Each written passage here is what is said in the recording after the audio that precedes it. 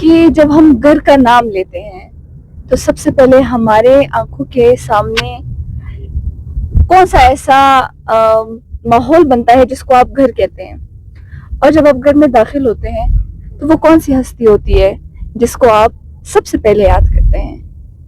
I think so آپ سب نے صحیح گیس کر لیا ہوگا، وہ ہے ماں۔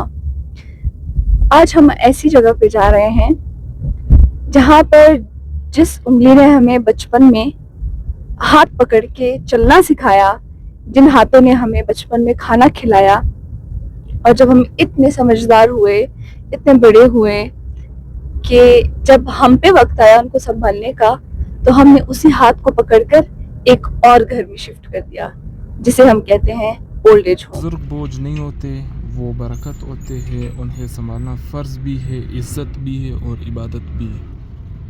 آج 16 ڈے آف ایکٹیویزم 28 نومبر ہے، تو اس حوالے سے میں آیا ہوں آرگنائزیشن کے ساتھ۔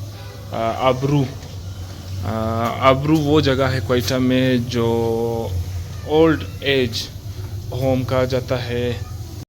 آبرو ایک ایسی جگہ ہے جہاں پہ ہماری جو فیمیل اولڈ ایج یہ ایک اولڈ ایج ہوم ہی ہے۔ یہاں پہ جو ہے ہماری بزرگ خواتین رہتی ہیں، ایک دوسرے کا سہارا بنتی ہیں، ایک دوسرے کی اسٹرینتھ بنتی ہیں۔ یہ کوئٹہ میں واقع ہے، اور یہ آپ کہہ سکتے ہیں کہ ریڈیگیٹ سے بالکل تھوڑا سا آگے یہ ایک جگہ ہے جہاں پہ ساری فیمیلز رہتی ہیں۔ یہاں پہ بہت ساری فیمیلز ہیں، ان کی کہانیاں بہت ڈفرینٹ ہیں، ان کے حالات بہت ڈفرینٹ ہیں۔ کچھ اپنے فیملی کے ہاتھ، مطلب فیملی ان کو نہیں اون کرتی ہیں، ان کے ہاتھوں یہاں پہ آئی ہیں۔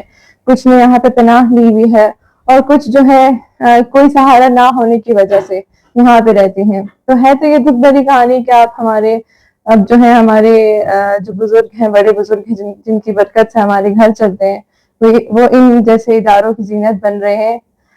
بڑی دکھ کے ساتھ کہنا پڑتا ہے، ان کی کہانیاں بہت دکھی ہیں۔ کچھ نے اپنی پناہ لی ہوئی ہے، کچھ جو ہے اپنے بچوں کی امید پہ بیٹھے ہوئے ہیں کہ وہ ان کو یہاں سے لے جائیں گے۔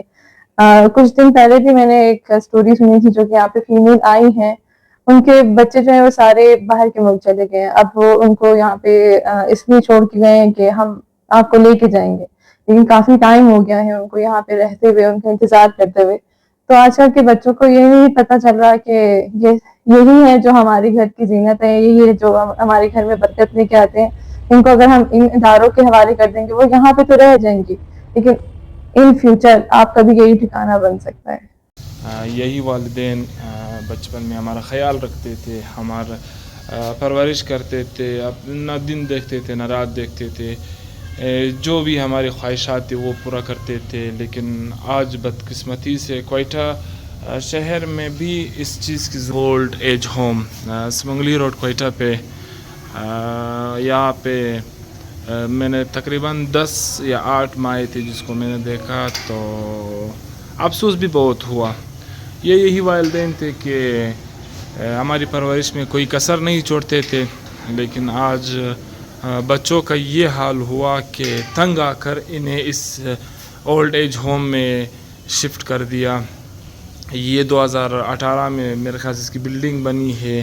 یہ کنسیپٹ ویسٹ سے آیا ہے نا، یہ تو ہمارا نہیں ہے، اس کے نام سے ہی ظاہر ہے اولڈ ایج ہوم۔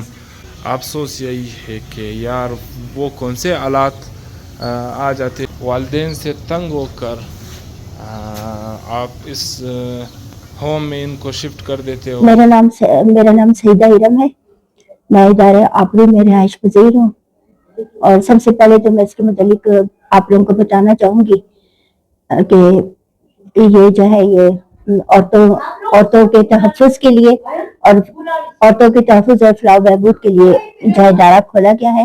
اور سب سے پہلے میرا یہ فرض ہے کہ ان کو بنانے والے آنر بریگیڈیئر رزاق صاحب مرحوم، جو کہ اللہ نے جنت الفردوس کے اعلیٰ مقام پر فائز کرے، انہوں نے یہ کام شروع کیا، اور ان کے ساتھی رحیلہ درانی صاحبہ اور لوگوں نے بھی اس کا آغاز کیا اور اسے بنایا گیا۔ ایسی عورتوں کے لیے جو بے سہارا ہے، اور کئی عورتوں پہ جنہیں تشدد کر کے گھر سے نکالا جاتا ہے اور وہ کیا جاتا ہے، ظلم و ستم کا شکار ہوتی ہیں، تو وہ بہت بری حالت میں یہاں پر آتی ہیں۔ اور یہاں پر بھی میڈم ناہید کا بھی ذکر کرنا چاہوں گی. میڈم ناہید کے پاس آتی ہیں, پھر وہ ان سے ان کی بات چیت ہوتی ہے, اور اس کے بعد جو ہے پھر ان کو پوچھا جاتا ہے, ان کو تسلی دی جاتی ہے, بہت پیار سے ان کو بٹھایا جاتا ہے, عزت دی جاتی ہے, چائے پلائی جاتی ہے, کھانا کھلایا جاتا ہے, اور اس کے بعد پھر ان کا یہاں پر ایڈمیشن ہو جاتا ہے. پھر وہ یہاں رہنے لگتی ہیں. میں بھی یہاں رہ رہی ہوں. میں ہمیشہ یہ بات کہتی ہوں, میں پہلے انٹرویو دے چکی ہوں, کہ میں اس لیے نہیں کہتی کہ میں یہاں پہ رہائش پذیر ہوں, میں بالکل سچائی سے کام لیتی ہوں, کیونکہ میں نے اللہ کو جان دینی ہے. یہاں پر بہت اچھا کمفرٹیبل ماحول ہے, کھانا پینا. سب سے بڑی چیز جو ایک عورت کے لیے ہے کہ اس کی آبرو محفوظ ہو, وہاں پر آبرو محفوظ ہے. اور یہاں کا باقی عملہ بھی جو کام کر رہا ہے, جو گیٹ پر بھی لوگ ہیں حتیٰ کہ, اور جو بھی لوگ ہیں وہ بہت اچھا ان کا برتاؤ ہے. اور ہمیں اس بات کی خوشی ہے کہ ہمیں ایک جگہ یہاں پر دی گئی ہے, اور ہم ان کے لیے دعا گو ہیں کہ جنہوں نے ہمیں یہاں پہ رکھا ہے, اور ہر چیز ہمیں کھانا وغیرہ بھی صحیح ہے سب کچھ, اور کیا کہتے ہیں کپڑے. اس کے علاوہ اگر کوئی بیمار ہو جائے تو اس کے لیے گاڑی ہے, ایمبولینس ہے, باقاعدہ ٹریٹمنٹ بھی کیا جاتا ہے. اور مورل سپورٹ بہت ضروری ہوتی ہے انسان کے لیے. جب بہتے ہوئے آنسو جب بہ رہے ہوں اور ان کو خوش کیا جاتا ہے تو پھر ہمیں بڑی تسلی ہوتی ہے. یہ میں اس ادارے کے متعلق کہنا چاہوں گی. اور اس کے علاوہ میں وائلنس, کئی عورتیں جو ہوتی ہیں پھر آگے چڑھ کر یہ اسی سے کنیکٹ ہو جاتا ہے کہ وائلنس سے یہاں پر آتی ہیں, تو وائلنس کے میں بہت زیادہ خلاف ہوں. وائلنس کے بہت زیادہ میں خلاف ہوں, کیونکہ میرے خاندان میں بھی ایسا ہو چکا ہے, اور میں یہ کہتے ہوئے ڈر نہیں رہی ہوں, کیونکہ میری بہن کا مرڈر ہوا تھا. بے شک یہ انٹرویو ان لوگوں کے کانوں تک بھی پہنچ جاتا ہے, تو جب انہوں نے ہماری فیملی میں ایسا کیا کہ ہم سے ایک انسان, ہماری بہن, ینگ اور خوبصورت بہن, اس کو چھین لیا, اس کا باقاعدہ کیس بھی چلا, باقاعدہ ہم نے آواز بلند کی, لیکن ہماری آواز کو دبا دیا گیا. آج اس بات کو, بچے بھی ہم سے چھین لیے گئے, آج اس بات کو کافی سال گزر چکے ہیں. ان کے لیے شاید یہ کچھ نہ ہوگا, لیکن ہمارا زخم اسی طرح تازہ ہے. اس وجہ سے ویسے بھی اپنی فیملی کے علاوہ بھی میں کہتی ہوں کہ وائلنس جو ہے وہ نہیں ہونا چاہیے. عورت کا آقا دو جہاں نبی پاک صلی اللہ علیہ وسلم نے جب عورت کا ایک مقام بتایا ہے, اور آقا دو جہاں نے جو ہے خواتین کو اتنے حقوق دیے اور اتنی عزت دی, تو جو ہے میں خدا نخواستہ یہ نہیں کہہ رہی کہ اس معاشرے میں سارے مرد ایسے ہیں جو عورتوں کے حقوق کا پامال کرتے ہیں, جو عزت نہیں کرتے. ایسے بھی مرد ہیں جو عورتوں کے حقوق کے لیے کھڑے ہوتے ہیں اور کام کرتے ہیں. لیکن میں ان لوگوں کو کہوں گی, ان چند لوگوں کو جو عورتوں کو مار پیٹ, یا میں یہ بھی کہنا چاہوں گی کہ مجھے یہ الفاظ کہتے ہوئے ذرا جھجک آ رہی ہے, حتیٰ کہ ان کی آبرو ریزی بھی کی جاتی ہے, آبرو ریزی بھی اس طرح کی جاتی ہے معصوم بچوں کی. اور اس کے علاوہ یہ بھی کہوں گی کہ میں نے یہ فیل کیا ہے آج کل کہ بچے جو ہیں وہ بہت زیادہ مطلب نافرمان ہو رہے ہیں. بچے جو ہے اپنے پیرنٹس کو ایسے جواب دینا, اور آگے سے وہ یہ کہے, پیرنٹس ان کو پالتے ہیں, پوستے ہیں, اپنا خون و جگر ان کو پلاتے ہیں, لیکن بچے ایک ہی دفعہ میں آ کر کہہ دیتے ہیں جی آپ تو ایسے نہیں, ایسے ہونا چاہیے, ایسے نہیں ہوتا.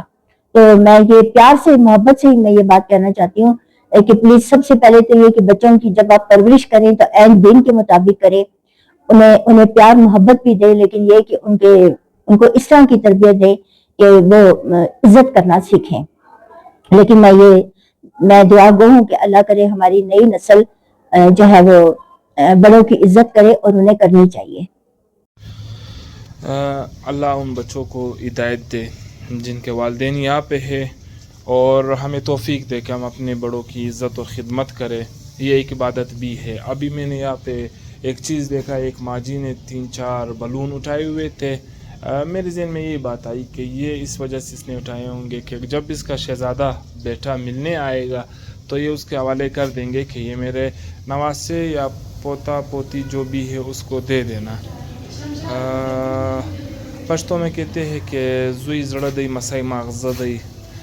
مجھے یہ سمجھ نہیں آ رہا ہے کہ کیا وجہ ہو سکتی ہے, کہ وہ کون سے حالات ہو سکتے ہیں جو اپنے عزیز والدین کو اس طرح جگہ میں یہ لوگ شفٹ کروا دیتے ہیں. ان کی خدمت کیوں نہیں ہو سکتی؟ یہ سوچنے کی بات ہے کہ جب وہ بچہ تھا تو کون سی فرمائش پوری نہیں ہوئی تھی. کیا یہ فرمائشیں اس دن کے لیے پوری ہو رہی تھی کہ وہ اولڈ ایج میں پھر اس کو شفٹ کرے؟ اولاد بندہ کیوں چاہتا ہے؟ وہ اس وجہ سے چاہتا ہے کہ کل یہ میری خدمت کرے، میری عزت کرے، میرا خیال رکھے. تو مجھے بہت افسوس ہوا ادھر یہاں پہ ان ماؤں کو دیکھ کے. اللہ مجھے بھی توفیق دے کہ میں اپنے والدین کا خیال رکھوں اور ان کو بھی ہدایت دے کہ یہاں سے اپنے والدین کو لے جائے.